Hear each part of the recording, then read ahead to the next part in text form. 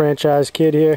What I want to show you guys real quickly, hopefully, is the Dakota fire hole. I don't really know it by any other name other than that, but it's a great way if you're camping or in a survival situation, if it's windy conditions or you're trying to keep a low profile. It's a great way to build a fire and also put one out, so that basically there's no one, very few people would be able to tell that anybody was there before. So just wanted to show you the tools for today. I've got a folding shovel to the left. I've got the K-bar large heavy Bowie, work gloves, folding saw, and then an orange trowel. I wish that orange trowel was not plastic, and I need to replace that with one that's an aluminum or a stainless steel or something along those lines. I just like something. I'm okay with the weight. I mean, it's not going to add that much weight, but it's going to be a heck of a lot more durable around a fire and things like that, and in rocky conditions than that is. I do not have rocky conditions today. Got a lot of leaves on the forest floor, a lot of pine needles, and some soft ground to work with. It's not too heavily wooded, so I don't think I'll have roots to contend with.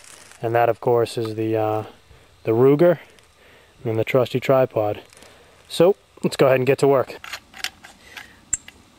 One thing that I would recommend doing before you start on your fire hole, and what this consists of really is one main hole, if you want to call it, and then you've got a tunnel that basically feeds up at an angle to another hole, I don't know, maybe about a foot away or so.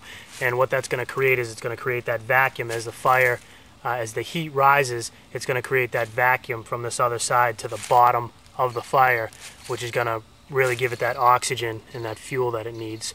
But one thing you want to try to do, if you can find a nice flat piece of ground, that'll work. I'm on a slight grade here, but it's nothing too big for demonstration purposes.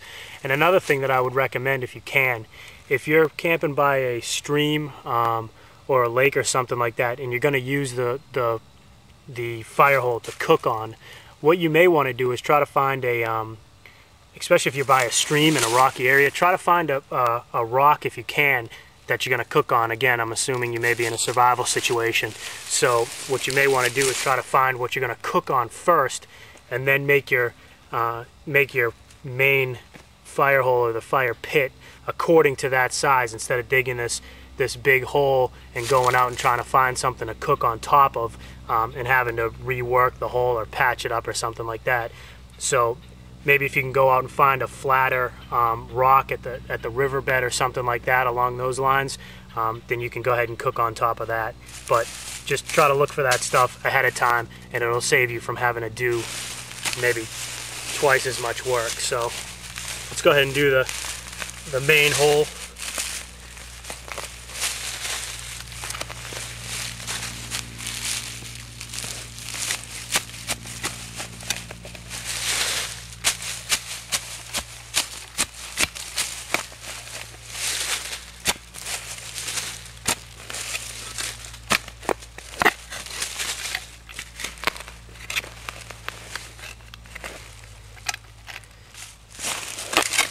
And I'm not going to dig a full-size hole. This is just for demonstration purposes, but anybody that hasn't seen this before will get the basic idea.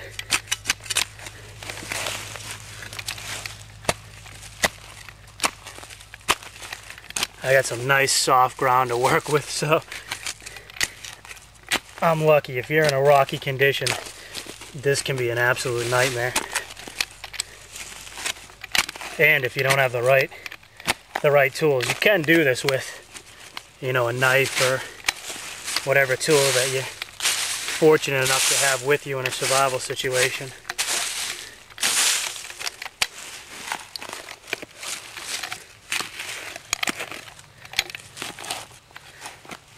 But this is going to make for a real easy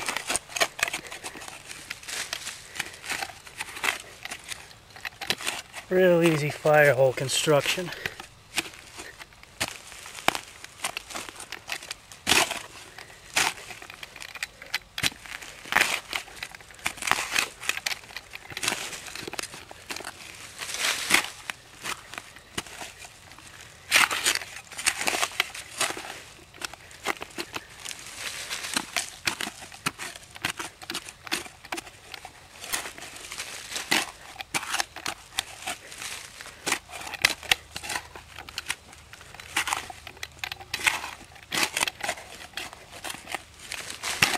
Alright. So, I don't know, I've probably got it 10 inches down maybe. Maybe a little bit more.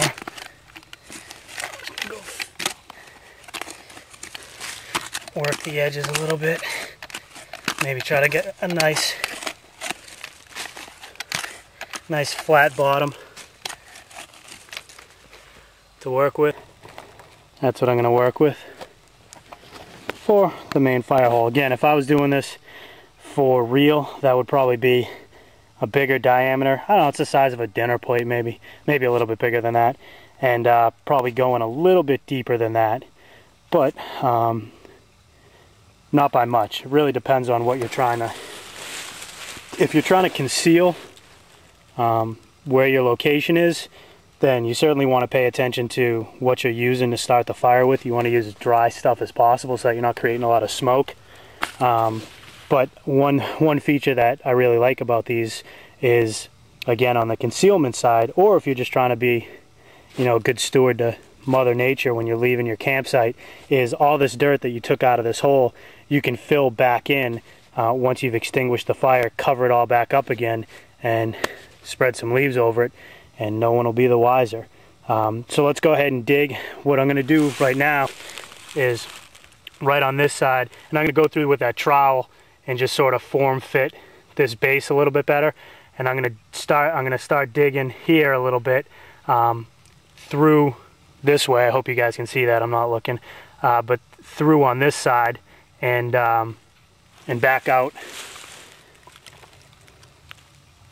right over there. And that's going to create the pathway for that oxygen to move through to get to the base of that, to get to the base of the fire.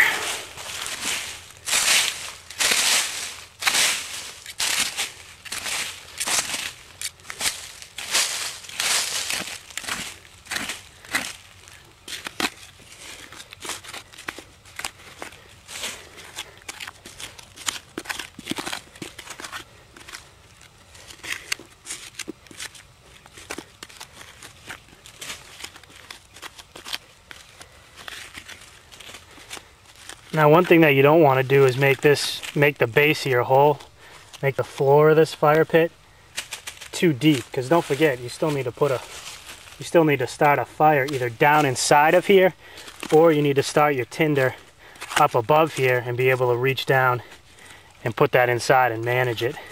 So you don't want to dig it too big. Obviously, you know, again, if I was doing this for real, it'd probably be twice the size, both in circumference and in depth. That would be, I'm guessing, probably right about where I would do it. But now what I want to do is go ahead and start digging out the base of this.